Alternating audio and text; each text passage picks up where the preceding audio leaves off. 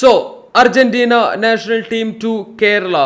Here we go. It's official. It's confirmed. Argentina Messi അടക്കമുള്ള national team ഇവിടെ വരികയാണ്. ഇതിനെ പറ്റിയിട്ടുള്ള ഒപ്പീനിയൻസ് അല്ലെങ്കിൽ പലരുടെയും പലതരത്തിലുള്ള അഭിപ്രായങ്ങളാണ് ഇപ്പോൾ നമ്മുടെ കേരളത്തിലും ഇന്ത്യയിലുള്ള പല ഫുട്ബോൾ ഫാൻസിനിടയിലും ചർച്ചയായിക്കൊണ്ടിരിക്കുന്നത്. ഇതിനെ പറ്റിയിട്ടുള്ള എൻ്റെ ഒപ്പീനിയൻ നമ്മൾ ഈ ഒരു ന്യൂസ് ആദ്യം കേട്ട സമയത്ത് തന്നെ പറഞ്ഞിട്ടുള്ളതാണ്.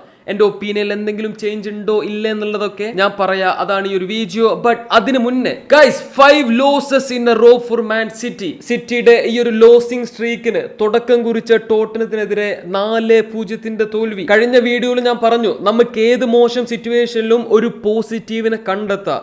മാൻ സിറ്റി 4 തോൽവി, നമുക്ക് 4 തുടർ തോൽവി. അതായത് Kerala Blasters equal to Manchester City ഒരു പോസിറ്റീവാണ്. ഇപ്പോഴത്തെ സിറ്റുവേഷനിൽ അവർക്ക് 5 തോൽവിയായി, നമുക്ക് 4 ഉള്ളൂ. That is equal to we are better than Man city.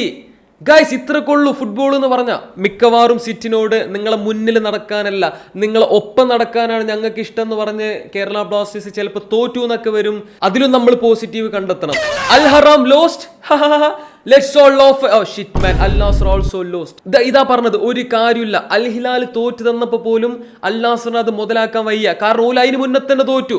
ഉള്ളുപ്പില്ലാത്ത team Al Hilal and അൽ നാസർ, അവർ തമ്മിൽ 6 പോയിന്റിന്റെ ഒരു ഡിഫറൻസ് ആണ് പോയിന്റ് ടേബിളിൽ ഉള്ളത്.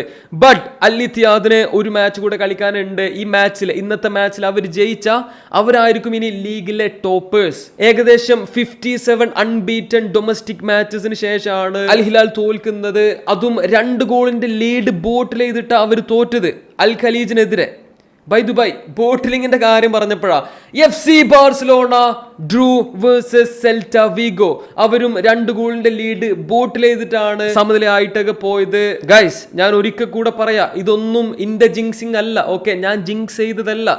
Anyway ബാർസക്ക് next match versus boobies ആണ്.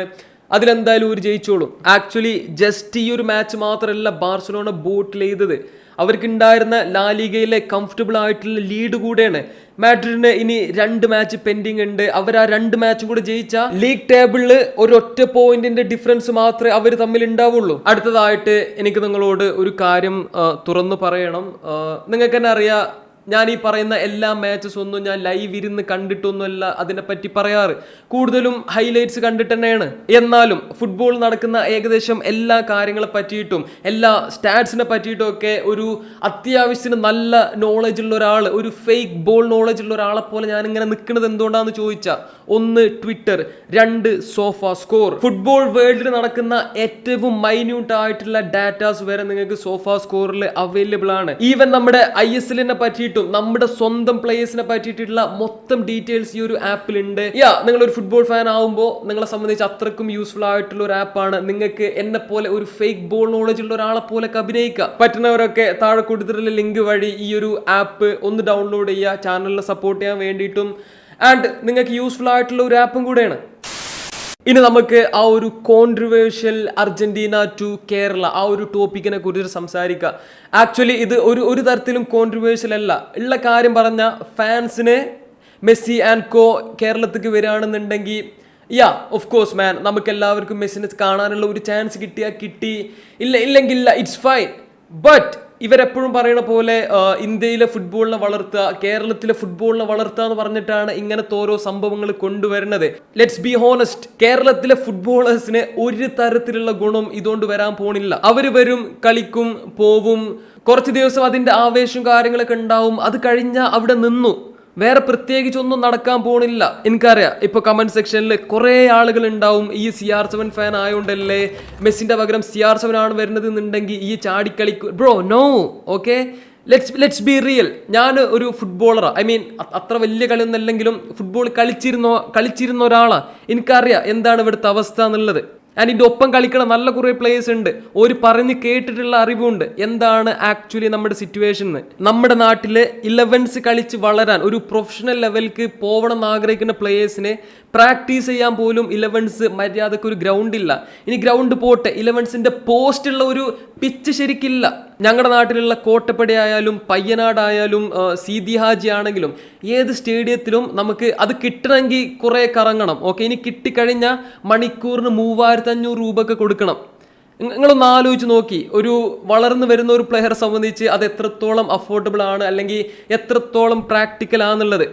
ഇവിടെ ഒരു തരി ഫുട്ബോളിന്റെ മണ്ണ് പോലും ഇവർ തരുന്നില്ല. ഇവിടെ ഫുട്ബോൾ നിലനിൽക്കണമെന്ന് വെച്ചിട്ടുണ്ടെങ്കിൽ ഇവിടെ സെവൻസ് ഫുട്ബോൾ ചുറ്റുപാടും നടക്കണോണ്ടാണ് ഇവിടെ ഫുട്ബോൾ നിലനിൽക്കുന്നത്. ഈ ഗ്രൗണ്ട് ഇന്ന് ഇവിടുന്ന് നമുക്ക് കിട്ടണമെന്നുണ്ടെങ്കിൽ 3300 രൂപയും ടാക്സും അങ്ങനെ എന്തോ കൊടുക്കണം. ആണോ?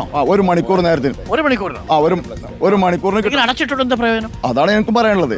ഇത് അടച്ചിട്ടിട്ട് ഒരു കാര്യമില്ല. അങ്ങനെയുള്ള ഒരു സിറ്റുവേഷനിൽ ഗ്രൗണ്ടോ ബാക്കിയുള്ള ഒരു തരത്തിലുള്ള ഫെസിലിറ്റിയും ഒരുക്കി കൊടുക്കാതെ ഇങ്ങനത്തെ കാര്യത്തിന് ഭയങ്കര ആത്മാർത്ഥത കാണിച്ചിട്ട് ഫുട്ബോളേഴ്സിന് വേണ്ടിയിട്ടാണ് കണാക്കുണാന്ന് പറഞ്ഞിട്ട് കാര്യമില്ല. പിന്നെ ഞാൻ കണ്ടു, ഇത് ഗവൺമെന്റ് ഇറക്കുന്ന ഫണ്ടല്ല, കുറെ വ്യവസായികള് ഒരുമിച്ച് നിന്നിട്ട് ഇറക്കുന്ന ഫണ്ടാണ്.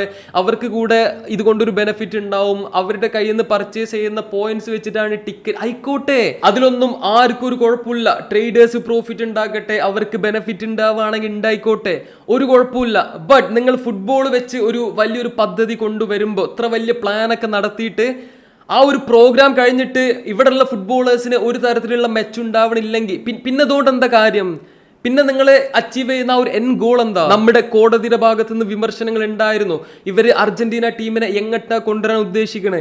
കൊച്ചിക്കാണെങ്കിലും ഇനി സ്റ്റേഡിയത്തിക്കാണെങ്കിലും അവിടെയുള്ള ബ്ലോക്കും കാര്യങ്ങളും ഒക്കെ ഇതൊക്കെ ആര് സോൾവ് ചെയ്യും? അതിനുള്ള ബാക്കി ഇൻഫ്രാസ്ട്രക്ചറും കാര്യങ്ങളൊക്കെ ഇവരെന്നെ ചെയ്തു കൊടുക്കുവോ, അതോ ഇനിയും അതും ട്രേഡേഴ്സ് ഉണ്ടാക്കി കൊടുക്കണോ? ഇങ്ങനെ കുറെ ക്വസ്റ്റ്യൻസ് ഉണ്ട്.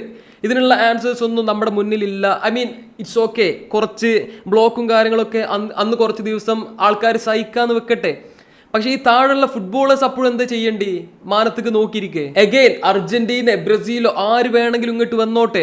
പക്ഷേ ഈ ഒരു സംഭവം നടത്തി കാണിക്കാൻ വേണ്ടി കാണിച്ച ആത്മാർത്ഥത, ഡെഡിക്കേഷൻ, ഇത്രയും വലിയ പ്ലാൻസ് ഉണ്ട് എന്ന് പറയണു. അങ്ങനെയുള്ള സംഭവങ്ങളൊക്കെ ഈ ഫുട്ബോളേഴ്സിന് കുറച്ച് സ്റ്റേഡിയം, കുറച്ച് ഗ്രൗണ്ട്, ആൾക്കാർക്ക് അഫോർഡബിൾ ആയിട്ടുള്ള രീതിയിൽ പ്രാക്ടീസ് ചെയ്യാനുള്ള കുറച്ച് 11സിന്റെ സംഭവങ്ങൾ, ഐ മീൻ ഇങ്ങനത്തെ ഒന്നുമില്ല. എന്നിട്ട് വലിയ ഡയലോഗ് അടിച്ചാൽ മതി. എനിക്ക് ഗ്രൗണ്ടില്ല ചെയ്യാൻ. മലപ്പുറത്ത് പറയാൻ ബുദ്ധിമുട്ടുണ്ട്, എന്നാലും ഇതാണ് സത്യം. മലപ്പുറത്ത് ആകെയുള്ള ഒരു സ്റ്റേഡിയമാണ് കോട്ടപ്പടി സ്റ്റേഡിയം, മഞ്ചേരി സ്റ്റേഡിയം. ഈ 2 സ്റ്റേഡിയം ടൂർണമെൻറ്റ്സിനല്ലാതെ തുറക്കില്ല. പിന്നെ ഞങ്ങളെ പോലത്തുള്ള ഇപ്പോൾ പ്രൊഫഷണലായിട്ട് കളിക്കുന്ന പ്ലേയേഴ്സിന് പ്രാക്ടീസ് ചെയ്യണമെങ്കിൽ ഞങ്ങൾക്ക് ടർഫേ ഉള്ളൂ. ടർഫ് എന്ന് പറഞ്ഞാൽ ചെറിയ ഗ്രൗണ്ട്. ഇനി അതൊക്കെ പോട്ടെ, അർജന്റീന നാഷണൽ ടീം വന്നിട്ട് അവർ നമ്മുടെ ഇന്ത്യൻ നാഷണൽ ടീമിനെതിരെ കളിക്കട്ടെ എന്നാവും മിക്കവാറും ഇവർ ഉദ്ദേശിക്കുക. ബട്ട് അപ്പോഴും നിങ്ങളൊന്ന് ആലോചിക്കണം, ഈ പുറത്തുനിന്നുള്ള രാജ്യത്തിലുള്ള പല ആളുകളും അർജന്റീനയുടെ മാച്ച് മെസ്സിയൊക്കെ ഉണ്ടാകുമ്പോൾ ലോകത്തു നിന്നുള്ള എല്ലാ ടീമും കളി കാണാനുണ്ടാവും. ആൻഡ് അവിടെ നമ്മുടെ ഇന്ത്യൻ ഫുട്ബോൾ ടീം എങ്ങനാവും പെർഫോം ചെയ്യാന്നുള്ളതൊക്കെ നിങ്ങളൊന്ന് ആലോചിച്ച് നോക്കി. ഏത് തരത്തിലുള്ള പബ്ലിക് ഒപ്പീനിയൻ ആവും, പുറത്തുനിന്നുള്ള ആളുകളുടെ ഒപ്പീനിയൻ ആവും നമ്മുടെ നാഷണൽ ടീമിനെ പറ്റിയിട്ടും നമ്മുടെ പ്ലേയേഴ്സിനെ പറ്റി ഉണ്ടാവുക എന്നുള്ളത്. ഓൾറെഡി നമുക്ക് തന്നെ ഒരു വിലല്ല. ഇനി പുറത്ത് പോയിട്ട് എല്ലാം നമുക്ക് കണ്ടറിയാം. പ്ലാനിങ് ഡെയിലി നടക്കുന്നുണ്ട്. പക്ഷെ അത് നല്ലതാണോ അല്ലേ എന്നുള്ളത് കൂടെ ഒന്ന് ആലോചിച്ചാൽ നന്നാവും. അപ്പം ശരി.